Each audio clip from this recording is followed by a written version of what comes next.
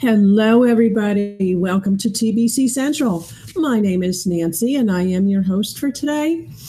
Today's movie is going to be Homeless in America. It's a poverty documentary. So here we go.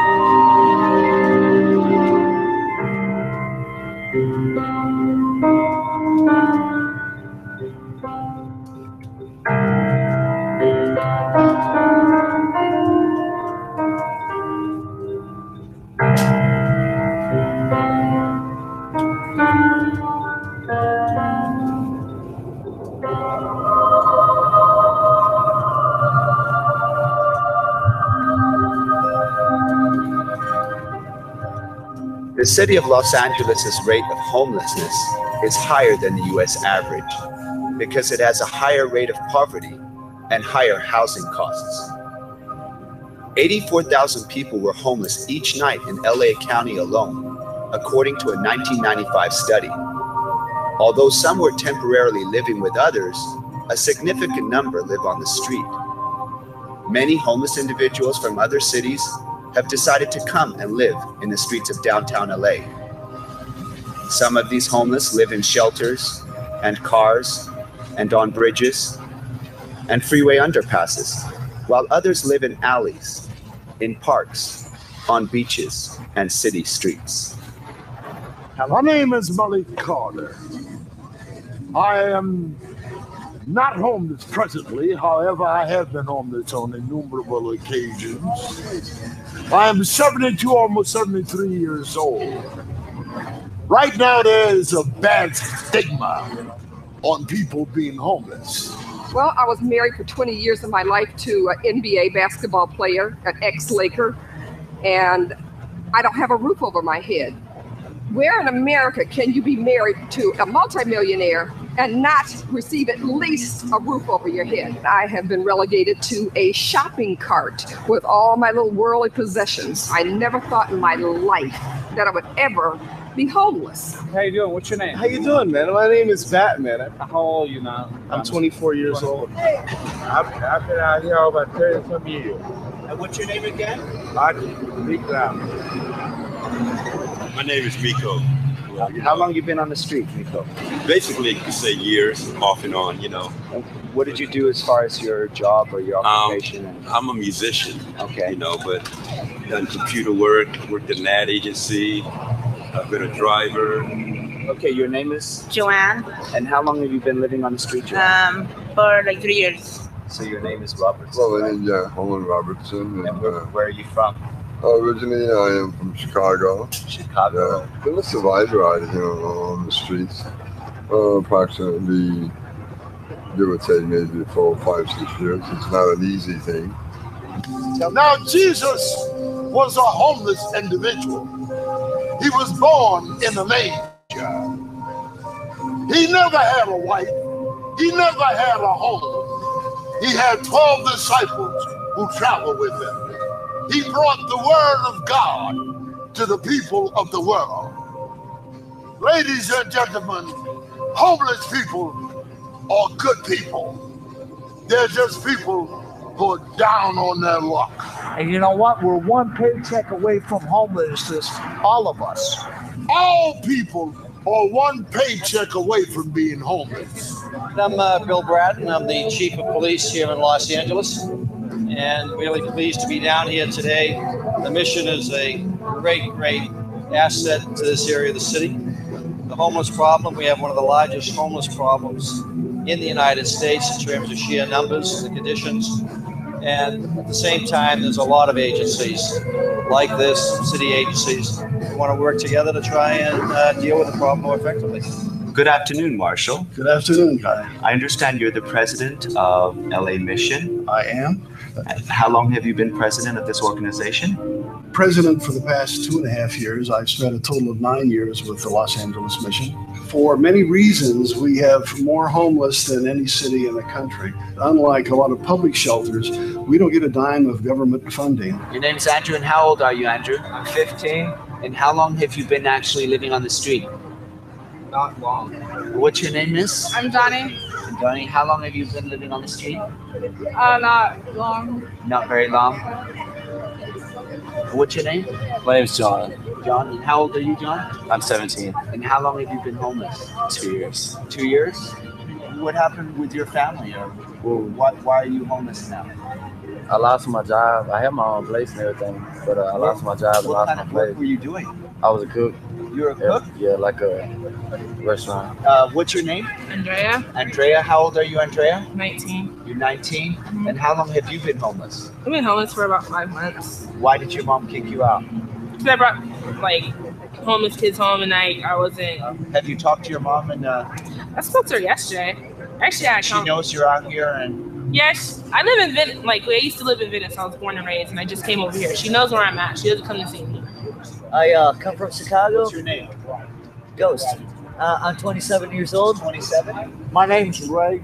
I don't feel that a last name is important because if you want to hear about what I'm about and something you can relate to, then I am you. We're seeing more women and children. The single population is growing, particularly single women and a child, more than single men. Although down here in Skid Row, what we call Hope Central, it's mostly single men. Minorities are overrepresented, just as they seem to be overrepresented in the unemployment market. You want to tell us your name? Minnie Mouse. How long have you been out here? This is about 1989. Off and on.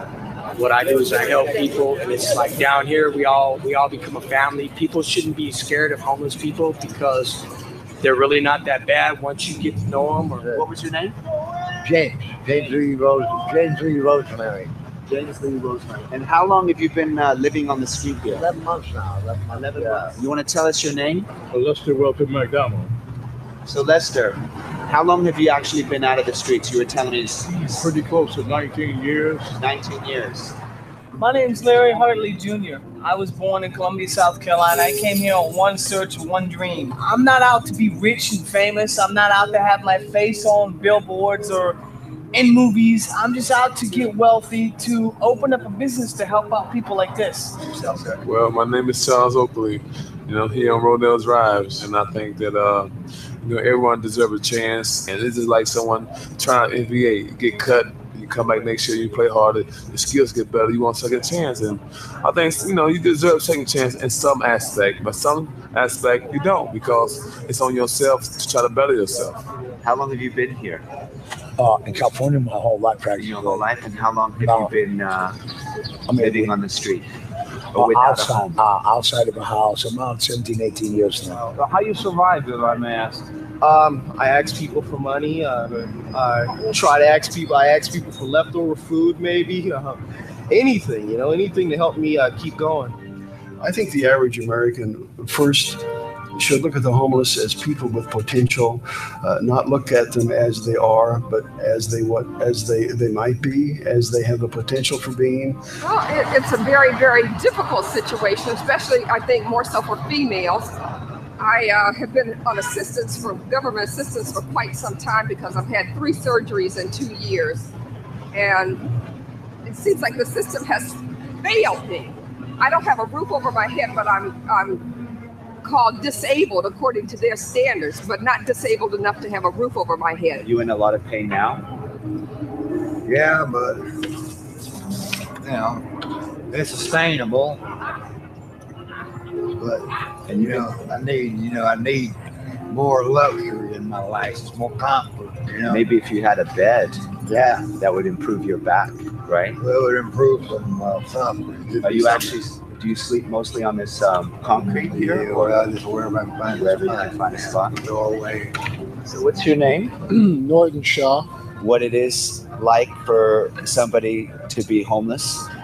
It depends mostly on the neighborhood that you're homeless in and the attitude of the people, how open they are to people who are exploring a way to live that's different than what the people normally know.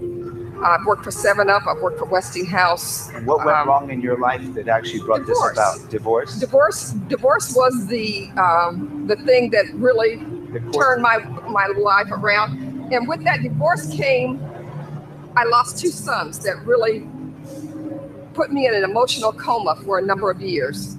I internalized the pain, and if I started having stomach illnesses and people were looking at me, oh, you must be a hypochondriac. Well, hypochondriac equals 3 surgeries.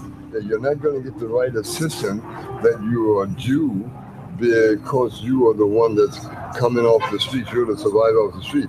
But the ones that handle in the system, they're the ones going to get the good. They're the ones going to get the soft bed. They're the ones going to get the beautiful room. But now, by you being a survivor off the street, you're not going to get that good piece that was set out there for you, man. Well, we last year served over 444,000 meals, and at 1 meal a person, that's a lot of meals. Of course, we also have the beds. We have about 320 beds here, 2/3 of which are dedicated to the 12-month long-term program, and the balance to overnight housing. And we allow people to stay here 5 nights, then ask them to go somewhere else. We do that so they don't use this as a hotel. Me? When I came to California, I had one dream, America. One dream. To be a stunt man again. That's all I want. I don't want no pity party. I don't want no, oh, I'm sorry you screwed up on drugs. You know the reason I screwed up on drugs, America, is because I'm on the street and it's hard. I've seen many people die. Everybody, I think, does not want to face that it could be them. When they see a shopping cart, be it a business owner or a homeowner, they want you to get off their property unless it's Christmas time. That everybody's got the spirit. 2 days after New Year's, it's like, would you get your homeless behind off my property, please? We have one of our largest police stations right in the middle of what is known as Skid Row in Los Angeles, where there are thousands of people because of, although there's many shelters here, thousands of people still must sleep out the streets every night. So we have a very large police presence that attempts to protect the homeless, who oftentimes are being preyed on by others. We have a very large probation population here, and some of those people are victimizers. They victimize many of the homeless who really can't defend themselves.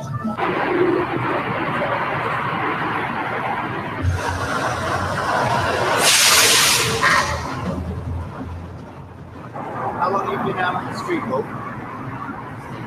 6 years. 6 years. And why are you on the street? Do you have any family or?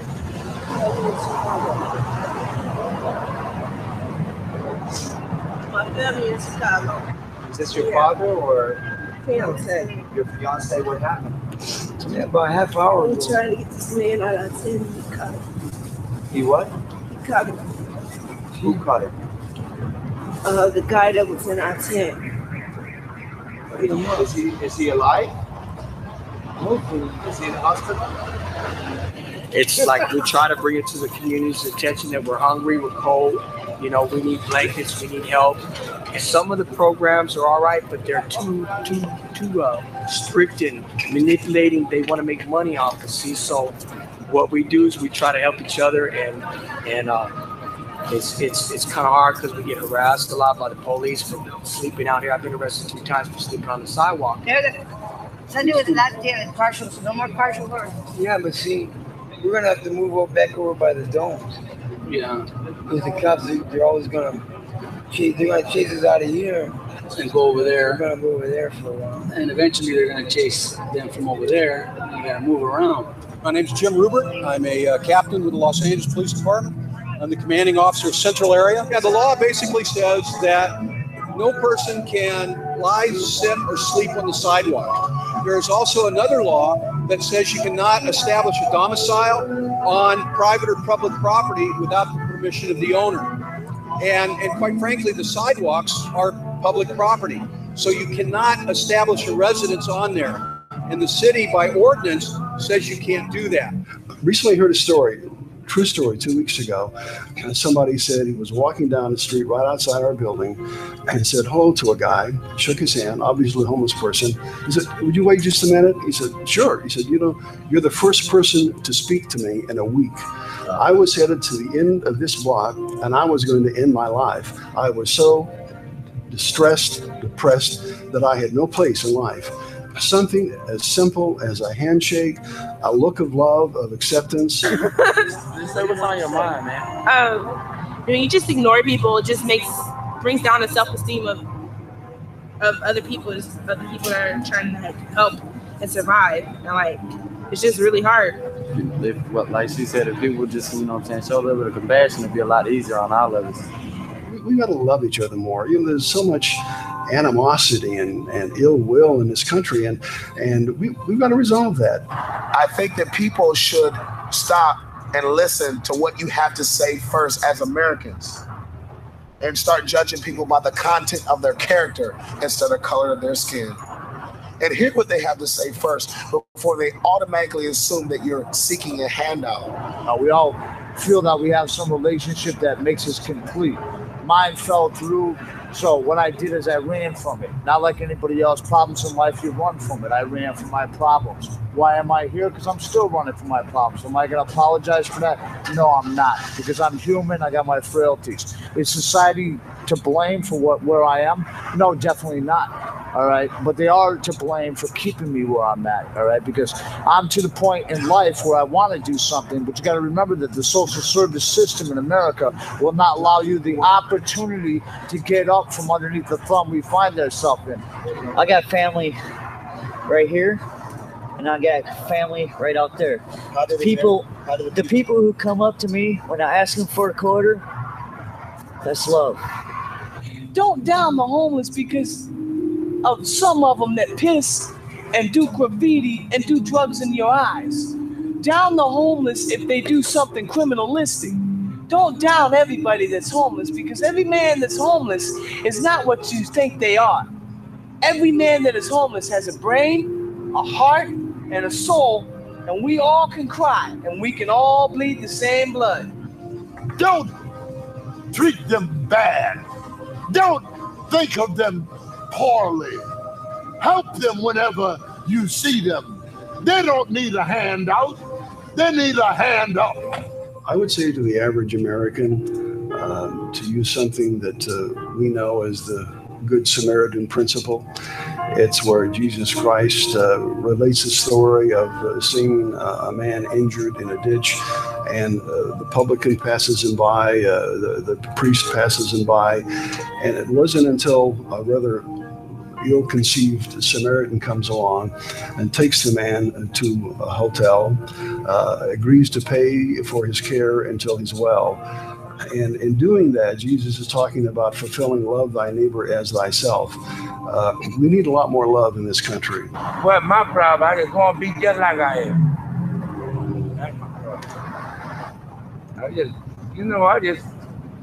Which I really don't even have to be out here. I really don't have to be out here. I'm out here because I want to be out here. Yet there are people that are ill out here. There are people that are addicted. And there are some people that just choose not to get off the streets. Some people don't accept that, but that is a reality, and that's been my experience. Have you been to any of the community programs, assist programs, shelters? I like this. Nobody chooses this for a lifestyle that has, an ounce of brains. I believe that, sometimes we get dealt a bad hand, and some people choose drugs or whatever to solve their problems and get stuck in the madness. We as American people live on a very tight budget. It's extremely difficult to survive in a capitalistic society without capital. And without capital, you become what? Homeless. Poverty is not mental illness. Poverty is financial. But because big business can't get paid because you're financially inept, they want to make you a mental case.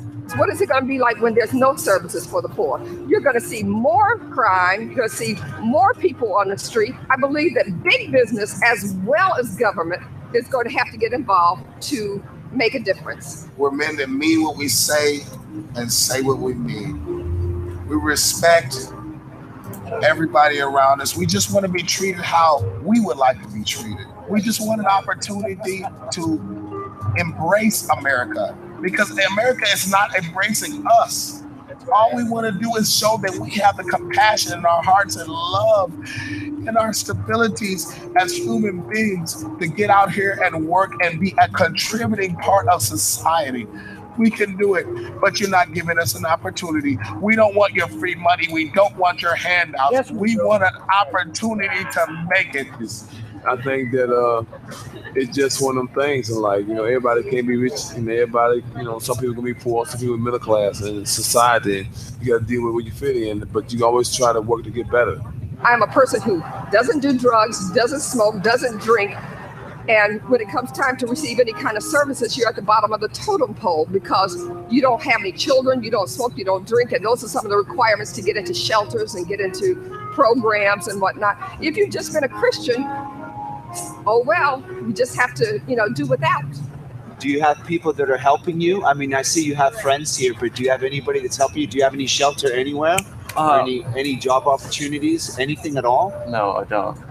And how do you feel that you're being treated being a homeless person right now? A lot of people, like they said, they look down on you because, you know what I'm saying, you walk up the street and ask for a quarter, and they're like, man, anyway. What we need to do and what should be done about homeless people, first of all, if you see a homeless person, you give them food. You not give them money. If you have money, you give them a blanket and a tent. And if you're very kind, you get them off the street, you get them to a phone, and you get them back to their parents or somebody that will help them. You need an outreach. You need people who are homeless helping those who are homeless. Because who knows better who's homeless than another homeless individual?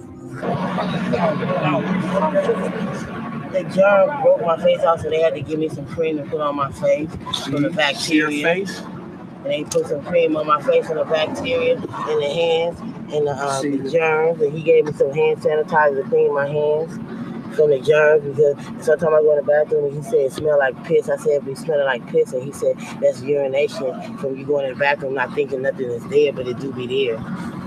A lot of people get cut and I went crazy, and they get infected. You know, and I'm already not stable in the head. We need antibiotics and all that. Cream. A lot of people get cuts. Look at my hands from Canada. We get cuts. I'm Bill Stetson. I'm an orthopedic surgeon. Okay. And I volunteer at the medical clinic here at the LA Mission once a month. Great. And this is my first time here on Good Friday, helping with the foot washing. And they needed help with people shaving the fat calluses off their feet and taking care of the cuts and bruises and everything. Everybody that living on the streets, there's such a problem that they have. If everybody would just be willing to give something back and donate a little bit of their own time, their own money, it would make a world of difference to be able to buy the medicines that we need or to provide the services that they need. And sometimes you be so hungry you eat off the ground. One time I was so hungry that I ate off the ground. I ate off the ground. I've ate out of trash cans too. I ate out of trash cans too. Mom tells me if it smells bad or looks like it has worms, don't eat it. But I smell it and I'll eat out of a trash can. And anything they give you down here is used and old and expired anyway. They cook, they give us leftover food. They don't give us fresh food. It be leftover food.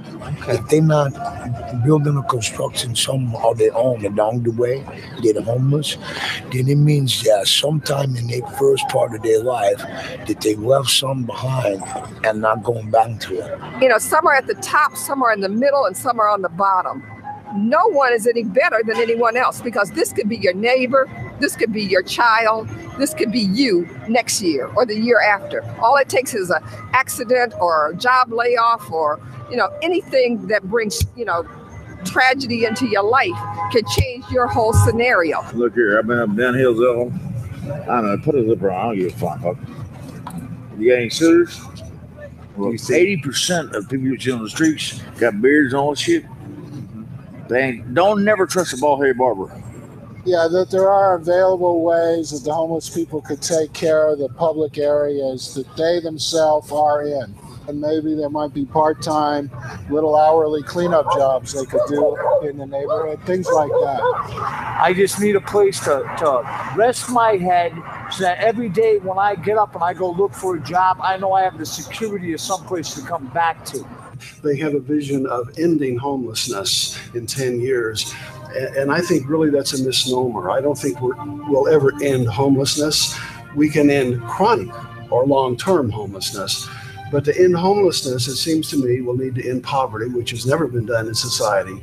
There will have to be jobs with living wages. There will have to be recovery from addictions to drugs and alcohol. And yes, there will have to be affordable housing. But it takes all three. One without the other will fall. You're never going to totally eliminate the issue of homelessness. The size of the problem here is huge. And the investment it would take at this particular time in a state that is so strapped for money. I think it's a very optimistic goal. I've been down here since the mid-'80s, and where at times it's better and at times it's worse, and it almost fluctuates with the economy at times. I think the homeless have always been with us as a society, and that's a global society. I don't think we're going to eliminate it. What we can do is reduce it, and we can promote understanding of it in the whole community. Yeah, I think it's tragic that we're the wealthiest nation in the world, and we have homeless people. And to me, the measure of any great society is how well they take care of those, like I said, who cannot help themselves. And there are like 80,000 people who are on the streets who can't find a place to sleep at night, a place to eat during the day. There's actually 1,000 homeless children in the LA area, and that just breaks my heart to think of a child that has a place to live.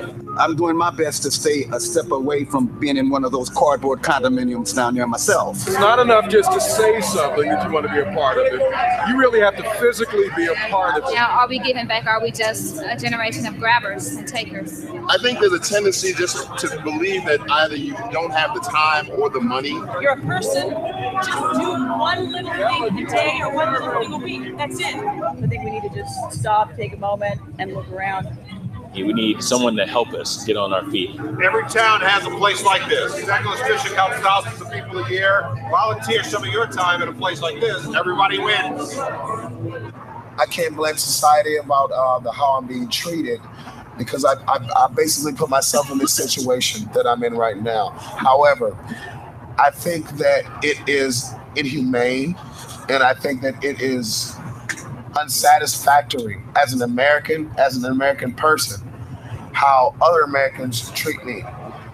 We're people too, and we got feelings just like everybody else. It's just a little bit harder on us because of our situation.